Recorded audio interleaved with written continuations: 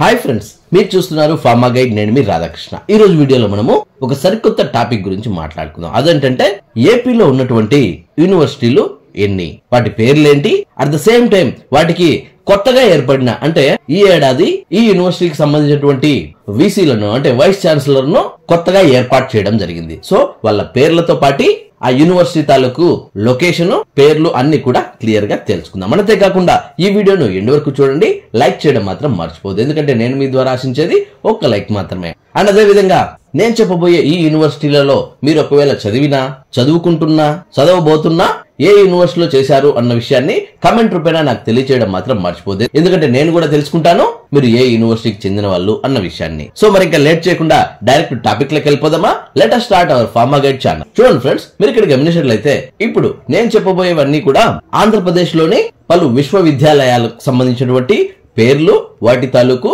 ఇన్ఛార్జీలు, వీసీలను ప్రభుత్వం కొత్తగా నియమించడం జరిగింది.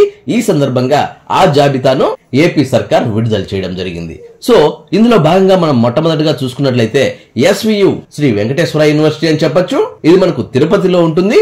ఈ ఎస్వి యొక్క ఇన్ఛార్జ్ వీసీగా చిప్పాడ అప్పారావు గారిని నియమించడం జరిగింది. నెక్స్ట్ ఎస్కే యూనివర్సిటీ కోసం అడగడం జరుగుతుంది. అంటే శ్రీకృష్ణదేవరాయ యూనివర్సిటీ అని చెప్పొచ్చు. అండ్ ఈ ఎస్కే వచ్చి అనంతపురంలో లొకేట్ అయిందని చెప్పొచ్చు. అండ్ దీనికి సంబంధించి ఇన్ఛార్జ్ వీసీగా బి అనిత గారిని నియమించడం జరిగింది. నెక్స్ట్ చూసుకున్నట్లయితే ఏయు ఆంధ్ర యూనివర్సిటీ అని చెప్పొచ్చు. అండ్ ఇది వచ్చేసి విశాఖపట్నంలో లొకేట్ అయిందని చెప్పొచ్చు. అండ్ దీనికి సంబంధించి ఇన్ఛార్జ్ వీసీగా గొట్టపు శశిభూషణ్ రావు గారిని నియమించడం జరిగింది. నెక్స్ట్ మనం గమనించినట్లయితే నాగార్జున యూనివర్సిటీ అని చెప్పొచ్చు. అండ్ ఈ యూనివర్సిటీ వచ్చేసి గుంటూరులో లొకేట్ అయిందని చెప్పొచ్చు. అండ్ దీనికి సంబంధించి నాగార్జున యూనివర్సిటీ వీసీగా కంచర్ల గంగాధర్ గారిని నియమించడం జరిగింది. నెక్స్ట్ మనం గమనించినట్లయితే జేఎన్టీయు అనంతపురంలోనే లొకేట్ అయింది.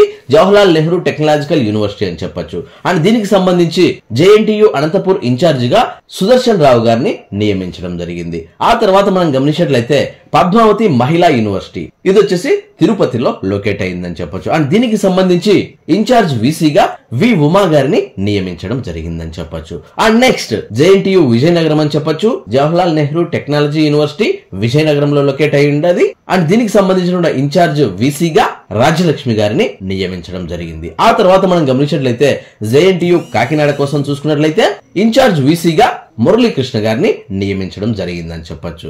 నెక్స్ట్ మనం గమనించినట్లయితే నన్నయ యూనివర్సిటీ, ఇది వచ్చేసి రాజమండ్రిలో లొకేట్ అయిందని చెప్పొచ్చు. అండ్ ఈ నన్నయ యూనివర్సిటీ యొక్క ఇన్ఛార్జ్ వీసీగా వై శ్రీనివాసరావు గారిని నియమించడం జరిగింది. ఆ తర్వాత మనం గమనించినట్లయితే విక్రమసింహపురి యూనివర్సిటీ అని చెప్పొచ్చు. అండ్ దీనికి సంబంధించి నెల్లూరులో లొకేట్ అయిందని చెప్పొచ్చు. అండ్ ఈ యూనివర్సిటీ ఇన్ఛార్జ్ వీసీగా సారంగం విజయ్ భాస్కర్ రావు గారిని నియమించడం జరిగింది. ఆ తర్వాత కృష్ణా యూనివర్సిటీ అని చెప్పొచ్చు. అండ్ ఇది వచ్చేసి మచిలీపట్నంలో లొకేట్ అయిందని చెప్పొచ్చు. అండ్ ఈ కృష్ణా యూనివర్సిటీ ఇన్ఛార్జ్ వీసీగా ఆర్ శ్రీనివాసరావు గారిని నియమించడం జరిగింది. ఆ తర్వాత మనం గమనించినట్లయితే రాయలసీమ యూనివర్సిటీ అని చెప్పొచ్చు. అండ్ ఇది వచ్చేసి కర్నూలులో లొకేట్ అయిందని చెప్పొచ్చు. అండ్ ఈ రాయలసీమ ఇన్ఛార్జ్ వీసీగా ఎన్టీకే నాయక్ గారిని నియమించడం జరిగింది. ఆ తర్వాత ద్రవిడ యూనివర్సిటీ అని చెప్పొచ్చు. అండ్ దీనికి సంబంధించి కుప్పంలో ఈ యూనివర్సిటీ లొకేట్ అయిందని చెప్పొచ్చు. అండ్ దీనికి సంబంధించి ఇన్ఛార్జ్ వీసీగా ఎం దొరస్వామి గారిని నియమించడం జరిగింది. ఆ తర్వాత మనం గమనించినట్లయితే ఆర్కిటెక్చర్ ఫైన్ ఆర్ట్స్ యూనివర్సిటీ అని చెప్పొచ్చు. అండ్ దీనికి సంబంధించి విజయవాడలో లొకేట్ అయిందని చెప్పొచ్చు. అండ్ ఈ యూనివర్సిటీ యొక్క ఇన్ఛార్జ్ వీసీగా విశ్వనాథ్ కుమార్ గారిని నియమించడం జరిగింది. అండ్ మీరు గమనించినట్లయితే ఆంధ్రకేసరి యూనివర్సిటీ అంటే ఆంధ్రకేసరి యూనివర్సిటీ అని చెప్పొచ్చు, ఒంగోలులో లొకేట్ అయి ఉండదు. అండ్ ఈ యూనివర్సిటీ యొక్క ఇన్ఛార్జ్ వీసీగా డివిఆర్ మూర్తి గారిని నియమించడం జరిగింది. నెక్స్ట్ మనం గమనించినట్లయితే అబ్దుల్ హక్ ఉర్దూ యూనివర్సిటీ అని చెప్పొచ్చు. అండ్ ఇది వచ్చేసి విజయవాడలో లొకేట్ అయ్యింది. అండ్ ఈ యూనివర్సిటీ ఇన్ఛార్జ్ గా పఠాన్ షేక్ ఖాన్ గారిని నియమించడం జరిగింది. అండ్ ఫైనలీ యోగవేమన యూనివర్సిటీ అని చెప్పొచ్చు. ఇది వచ్చేసి కడపలో లొకేట్ అయ్యింది. అండ్ దీని ఇన్ఛార్జ్ వీసీగా కె కృష్ణారెడ్డి గారిని నియమించడం జరిగింది. సో ఈ విధంగా టోటల్ 17 యూనివర్సిటీస్ మన ఏపీలో ఉన్నాయని చెప్పొచ్చు. ఈ 17 యూనివర్సిటీ యొక్క లొకేషన్స్ అండ్ అలాగే ఇన్ఛార్జ్ వైస్ ఛాన్సలర్ గా ఎవరెవరు అంటే కొత్తగా నియమితులైనటువంటి ఇన్ఛార్జ్ వీసీలు ఎవరు అన్నది ఇప్పుడు మనం క్లియర్ గా తెలుసుకున్నాం. సో చూసారు ఫ్రెండ్స్, ఈ వీడియో మీ అందరికీ నచ్చిందని అనుకుంటున్నాను. అట్ ద సేమ్ టైం ఈ యూనివర్సిటీకి సంబంధించి మీరు ఆల్రెడీ చదివినా, చదువుకుంటున్నా, లేదంటే చదవబోతున్న యూనివర్సిటీ ఏంటి అన్నది కమెంట్ రూపేణా నాకు తెలియజేయడం మాత్రం మర్చిపోదు. ఎందుకంటే నేను కూడా తెలుసుకుంటాను మీరు ఏ యూనివర్సిటీకి చెందినవారు అన్న విషయాన్ని. సో చూసారు ఫ్రెండ్స్, ఈ వీడియో మీ అందరికీ నచ్చిందని అనుకుంటున్నాను.